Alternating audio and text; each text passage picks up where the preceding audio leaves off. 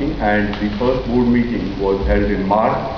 As I shared earlier, for the first time we have crossed the turnover mark of 4 lakh crores, which is the highest. And how does it impact our profitability? We'll come back to them, but it's on the top line side. I think it's a tremendous mark, and it helps us position ourselves in the global large companies, because of which we are also in Fortune 100 companies.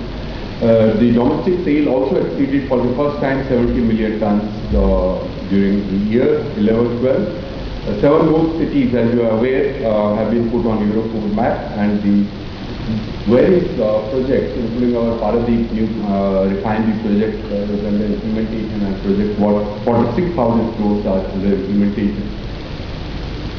This slide presents that how there has been increase in throughput over the last, and we are very happy to share with you that not only that the capacity utilization for our refinery is 102%, but for last 5 years we have consistently utilized our capacity beyond 100%, and this again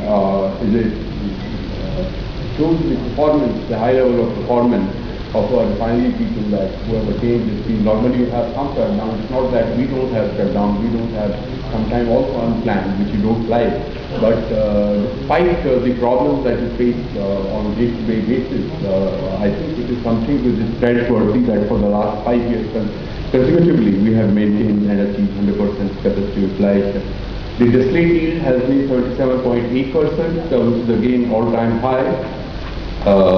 The opportunity crude, we are trying to process heavy crudes with high TAN because we can get them cheaper, and I'm very happy to share that we have made some beginning in the last year, and we will build up upon this, and we'll see improvement in our margins because of this ability which we are trying. And this will be the next set of large reforms, large investment which over a period of time will be making. And again, the director refineries have already set up a group within the company to examine how we can add to our processing capacity to process heavy crude and the high TAN crude, where we can get it cheaper from the international market.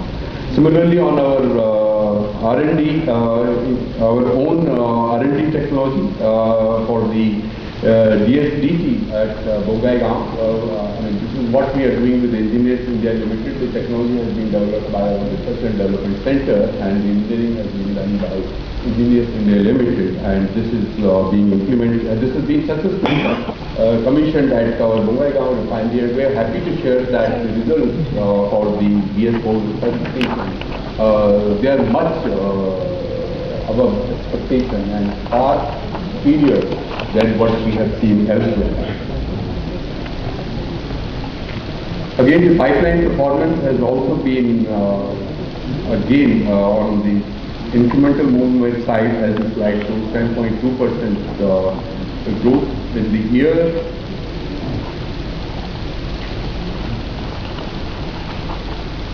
Again, pipeline 118% capacity utilization.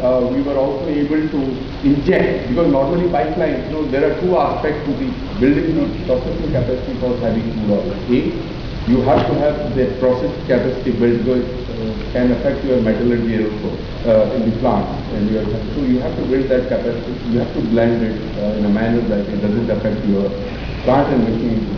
At the same time, the pipelines have to be properly equipped so that they can carry this blended fuel, which also has the heavy crude and with high TAN. So Rajasthan crude is a little heavy crude, as everybody knows. It's also used to us, and we have set up facilities at Viramgam to blend this and supply to our refineries.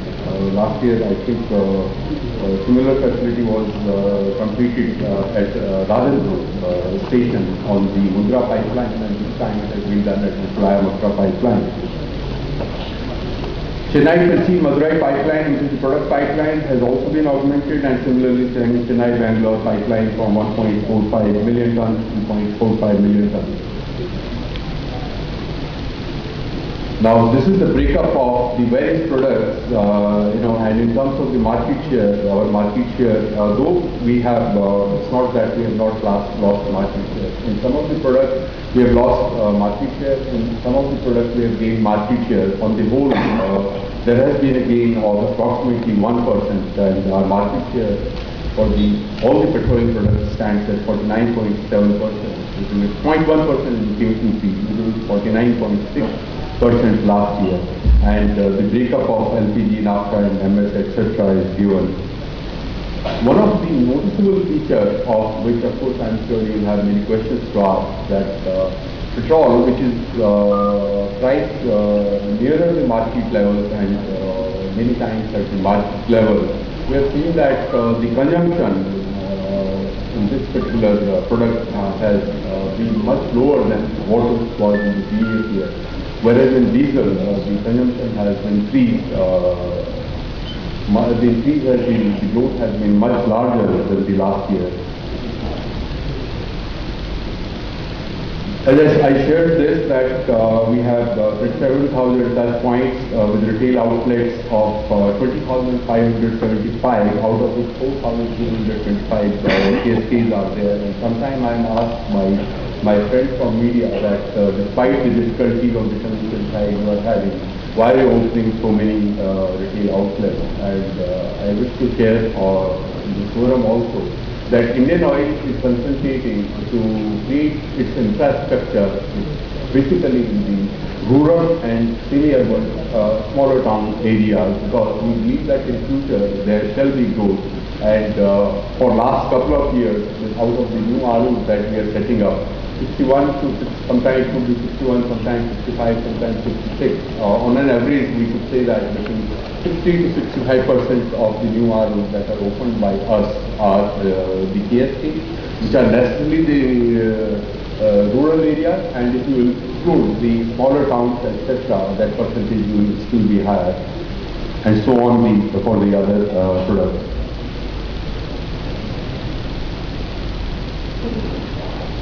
Domestic LPG base has expanded, and unfortunately this is one of the commodities which we have to still import, and because of the large number of releases that have been given, including by Indian Oil, the demand has increased, and there are issues with regard to the availability of even imported products, and that's why in some of the areas there is shortage, but we are trying to overcome this. I mentioned about the DSD technology of our own R&D center, which is being commissioned at Bogegaon, and we have also set up a new petrochemical and polymer lab, which we had earlier shared. An MOU is being signed with the Department of Biotechnology to set up Advanced Bioenergy Research Center, and I think we are working with the Department of Biotechnology, and this is one of the projects which will keep our leadership in the alternate renewable fuels also in future. During the year, 154 product formulations were developed. 2 indigenously developed synthetic aviation lubricants were granted provisional clearance by Semilec. Semilec is the, Mr. Malhotra, could you spell this one? Yeah. This is the Military Center for Military Airworthiness and Certification, and they have given us, and this is something I think that which will really place us in a niche category, that Indian Oil is the only we have on the our lubricant on the for the ships also. I think we are the only one, and again this we will be one of the few if we are successful in developing this. Our patents, 2 patents were granted, 6 patents were granted during the year, taking our total tally of the patents to 215. This is our petrochemical business, where the sales have reached 1.5 million tons, and this shows the breakup of the lab, the paraxylene, PTA, glycols and polymers. And with this, we have the second largest petrochemical capacity here in the country. We have presence in all the segments, polyolefin, aromatics and glycol, as the slide shows, and it also shows our relative market share. In the lab, we have the dominant position, 28%, PTA again 14%, polymers 19%, and glycols 25%. We have the leadership position in the lab, and we are second or third in some of the other products, but very soon we will be trying to match up by, as I shared, with the stabilization of our plant. Our LNG share increased by 27%, and if you look at 2.93 and the total import of LNG in the country, regasified LNG in the country was about 9.5 million tons. So that takes it almost 27-28% market share for Indian Oil in terms of the regasified LNG business is concerned. We are also, as you are aware, that are expanding our position in the gas business. The pre-project activities at our Ennore LNG terminal, the 5 million ton regasification terminal, are undergoing, and we have also sometime back signed a memorandum of understanding with Dhamra port, which is being developed in Odisha. We have also formed a SPV with GSPC, SPCL and BPCL for laying cross-country pipelines for gas, and these are the Mallavaram,